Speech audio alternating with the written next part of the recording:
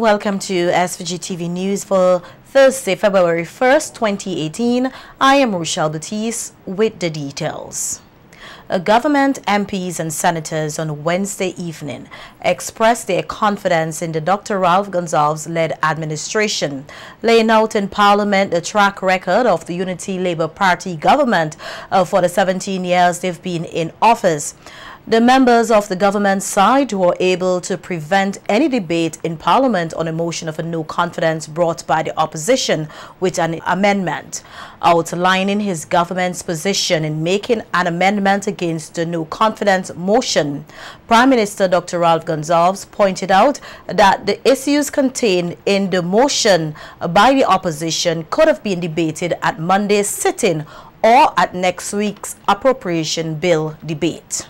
Mr. Speaker, the rules of the House make it plain that on the debate for the appropriation bill, the debate must focus on the general economic and social condition in the country and on the policies and principles of the government as reflected in the estimates and the appropriation bill. Tonight they are having a rally, and what they wanted to do was to hold up their motion at the rally. We have a vote of no confidence, and they didn't expect us to act quickly, and they were going to tell their supporters without any merit whatsoever that with this motion hanging over us, a no confidence motion, the budget debate is in problems. The Prime Minister said despite what has been put forward by the opposition to the public, his government has been nothing but transparent with the affairs of the country. Even one or two of them could have come here to try and put their side of the story. Because as you said, Mr. Speaker, nothing stopping them from talking what they wanted to talk when we bring our motion, our amended motion of confidence. But they run and hide from here. And tonight, they will pamper set. You know, I tell you, Mr. Speaker, there's a saying that power corrupts, but I say like Julius Nyerere, powerlessness corrupts absolutely too. In the absence of the opposition members for the second half of Wednesday's parliamentary session, the 8 elected members of government and the other 3 senators carry on with the business, expressing confidence in the ULP administration. Here's a highlight of their presentation. The estimates and the budget to consider. We have an active year in which so much legislation that has the potential to transform people's lives could pass through this House and be subjected to good debate. Mr. Speaker, let us do this serious work. And let me end, as I began, by saying that I have absolute confidence in the government of St. Vincent and the Grenadines and the leadership of Prime Minister Gonsalves. This Unity Labour Party will continue to carry the confidence of the people of St. Vincent and the Grenadines and be re-elected time after time after time to run the affairs of this country. Mr. Speaker, my support for the amendment is full confidence in the Unity Labour Party government headed by Dr. the Honorable Ralph Gonsalves. People are proud to identify with this country. Venezuela, when they're in a crisis at the OAS, they call on us. Other countries follow suit and they take cue. And they listen to the leadership of our esteemed Prime Minister. That is confidence. We must remind the opposition. And the people of St. Vincent and the Grenadines must continue to remind them that this thing that you call governance, it is by far the most serious part of being in this honorable House. We have Nonetheless, 8 persons voting in support of the resolution. The resolution is so passed. Deciding to sit out the second half of Wednesday's session of Parliament after back and forth over their no-confidence motion against the government, which was shut down by an amendment. Members of the opposition instead got the opportunity to share their views at a public meeting held at Heritage Square. SVG-TV Sharon Garway tells us more in this report. Public meeting hosted by the opposition New Democratic Party at Heritage Square on Wednesday night was held under the theme, SVG deserves better, NDP will deliver. The meeting was punctuated with prayers and some vibrant entertainment. As we are ruled by tyranny, say what? I will always live in agony. Yeah, man. Speaker after speaker expressed what they say are burning issues affecting the country at this time. Ralph has destroyed the economy of this country, and he must pay the price. You must vote him out to get ready to take hold of this country and to save St. Vincent and the Grenadines. Can you tell me, brothers and sisters, that the Unity Labour Party has demonstrated that it has the moral capacity to lead you, the people of St. Vincent and the Grenadines? When we have our young people that unemployed, 46% unemployed, it is saying that our country is under threat. The central message that was being echoed was the need for a stronger economic and social footing for SVG. Senator K. Bacchus Batiste told the gathering it was time that Vincentians are liberated from the ruling Unity Labour Party government. Tell you the Prime Minister has no legal authority. What is he saying? They thief the election. He not there legally. This is no joke. They thief the election. And we will get our victory. I'm not giving up. I'm standing firm. Your liberation is here. We will declare victory. Raise your hands with me. Victory. Victory for the NDP. Victory for the NDP. Leader of the opposition New Democratic Party, Dr. Godwin Friday, also called for change and made a plea to the supporters of the ruling Unity Labour Party ULP. We can't do it where one half is doing well and the other half is catching hell. How can you live comfortably when you see that your neighbor is struggling? We should be able to help each other, to pull each other up. You vote at election time, but after that you have to work together, because that is the only way we can build our country. Opposition Member of Parliament for Central Kingstown, St. Clair Leacock, expounded on the need for Vincentians to have a better standard of living. Children or your spouse, you have nothing to provide for them on a daily basis. So the job or the work and the responsibility of this great party and institution under this dynamic leader, Dr. Friday, is to secure for all Vincentians the best quality of life we can provide for you. Sharon Garway reporting for SVG Television News. While the government is championing the establishment of a medical marijuana industry here in SVG, the opposition, on the other hand, say if elected, they will advocate the cause of the Rasta movement to use marijuana as part of their religious practice. Opposition Member of Parliament for North Leeward, Roland Patel Matthews, said such a move will, however, be formulated under certain guidelines.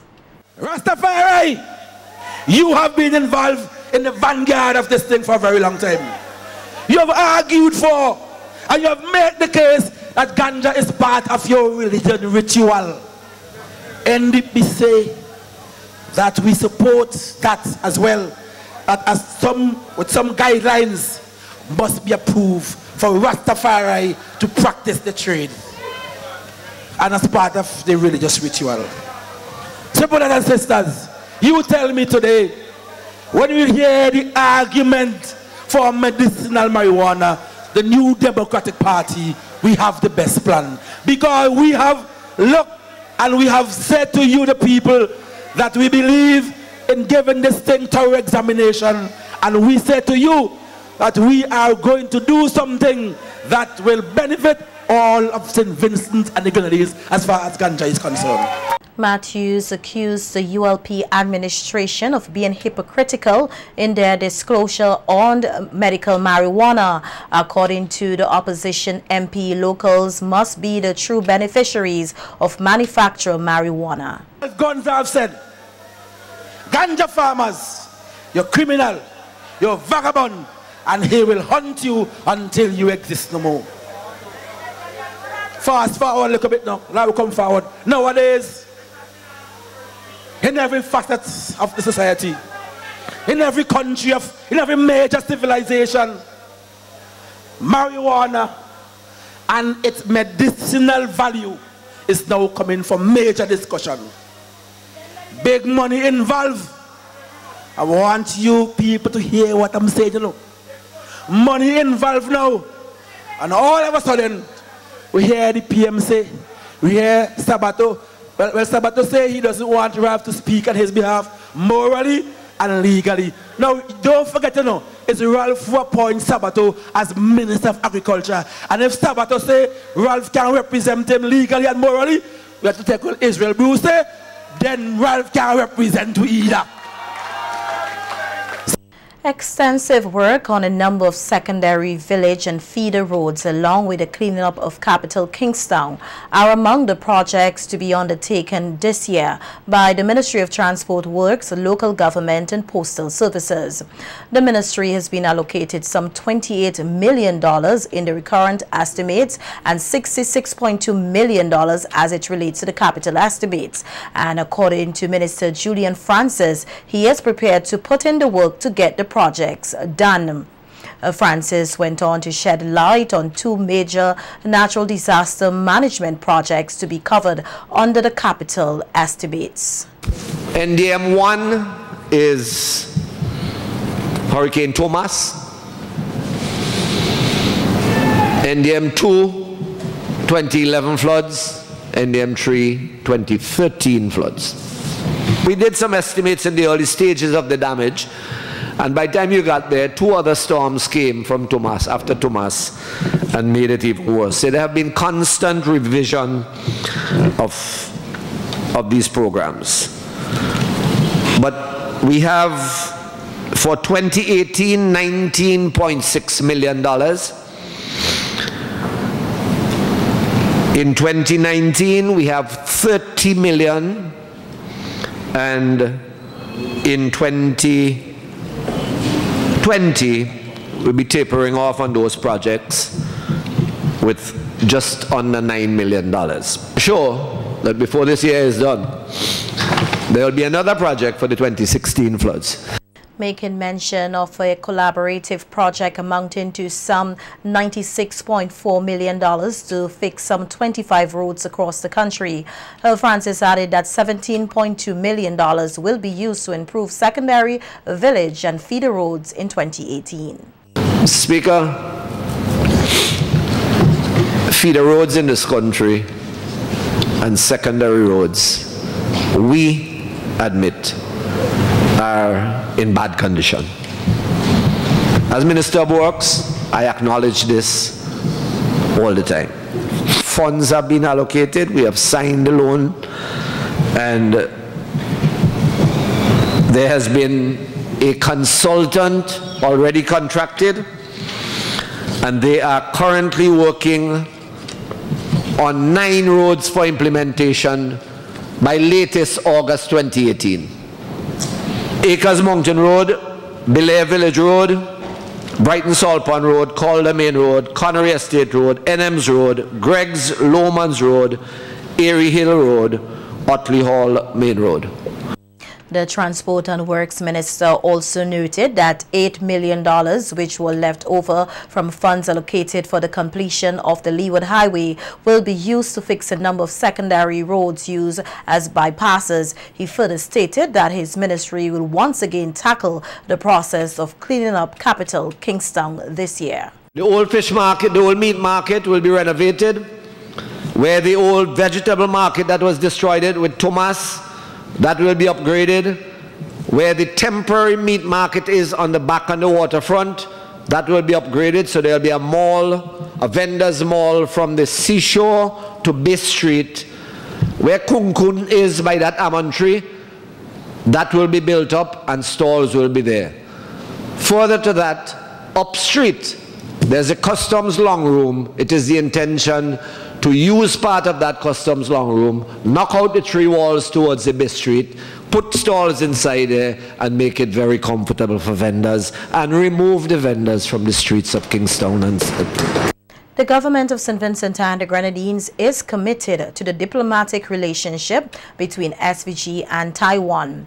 This assurance comes from SVG's Minister of Foreign Affairs, Sir Louis Straker, as he spoke at the signing of bilateral agreement between SVG and Taiwan on the capacity building project for the prevention and control of diabetes in SVG and the launching of the electronic document and records management system, the EDRMS, and the PKI smart card system.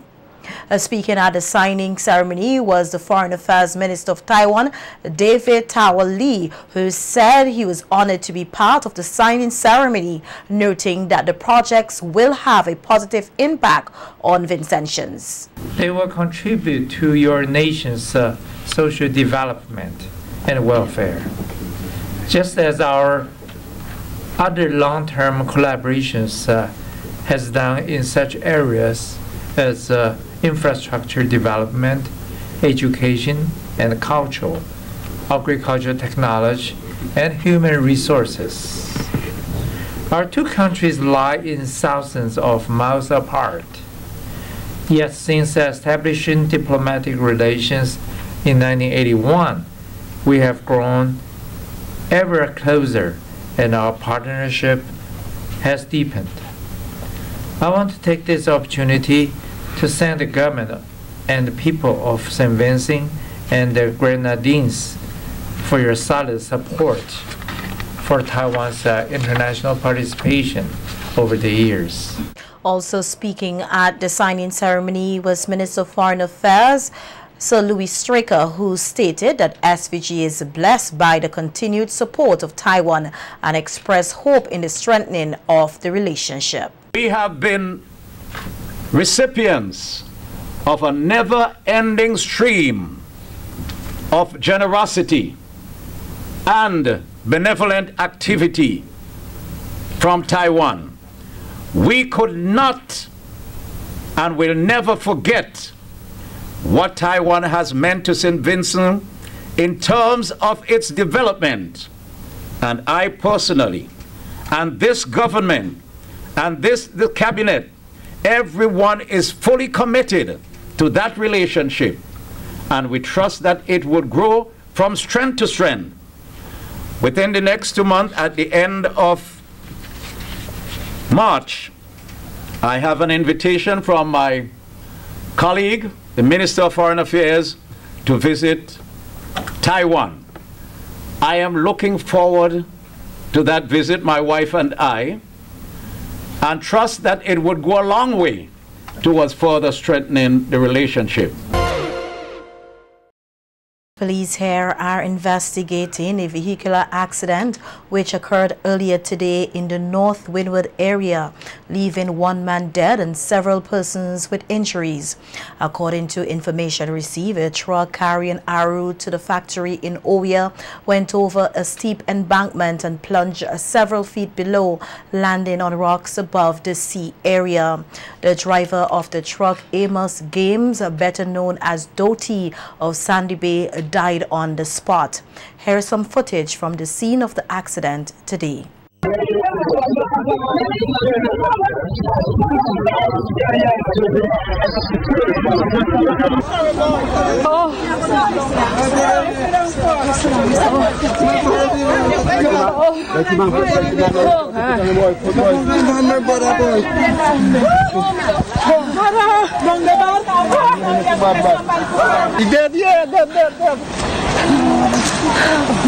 Oh God.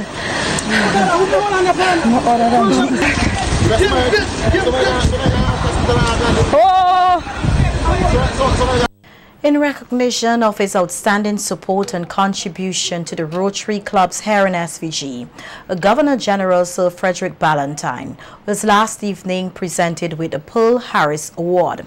At a ceremony held at Grenadines House, presentations were made by top officials of the local arm of the Rotary Club, along with an address from the Honorary Sir Frederick Ballantyne. Nikita Tony tells us more in this report. Established in 1957, the Paul Harris Fellow Recognition is often designated as a tribute to a person whose life demonstrates a shared purpose with the objectives of the Rotary Foundation. In this light, the Rotary Club St. Vincent last evening presented the said award to Honorary Rotary Member and Governor General of St. Vincent and the Grenadines, His Excellency Sir Frederick Ballantyne, for his outstanding support to the Rotary Clubs here. Giving remarks at the ceremony, Rotary District Governor Wadi Suma said a contribution to the Rotary Foundation is an investment in the ideal of goodwill, peace and understanding. It's an ideal held high by Rotarians the world over, and one that Governor General Sir Frederick Ballantyne clearly shares. Working with such persons of goodwill, we believe the ideal will become a reality. As an honorary member of the Rotary, of course, you should be also committed. But it went beyond that.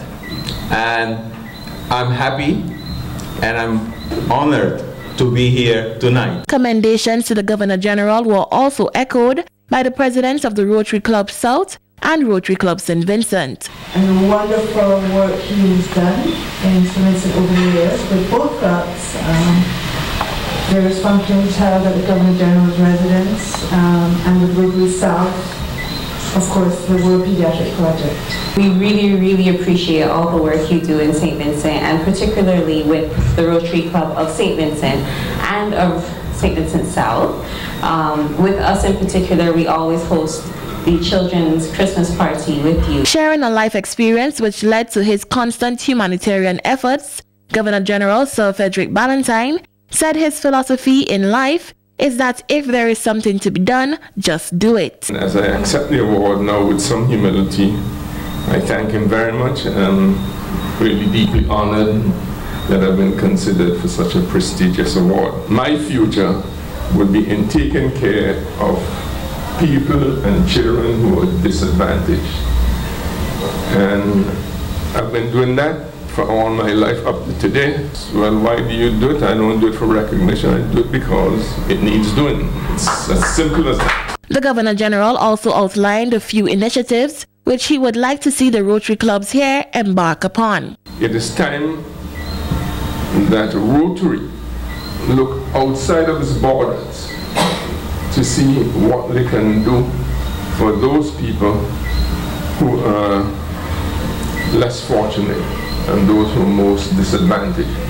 And when you start looking, there are a lot of them. Start a mentoring group. It has been shown repeatedly that this is the cheapest way of reaching young people and influencing their lives. In being recognized as a Paul Harris Fellow, Sir Frederick was presented with a certificate and a collar pin. Nikita Tone reporting for SVG-TV News.